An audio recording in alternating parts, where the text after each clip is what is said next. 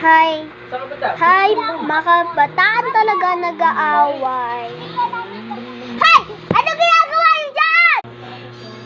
Patay. Sino nagsimula ng gulo? Ikaw, Flor o Ellie?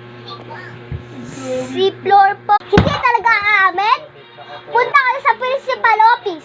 Pero ma'am, hindi po ako may kasalanan. Ako din po, wala din po akong kasalanan. Ano ba talaga? Si Flor o Ellie? Ma'am, sabi niya po, hindi ako ampon.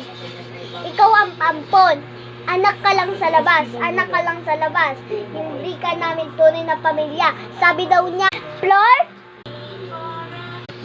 Lagot ka na, Flor. Lagot ka na kay Ma.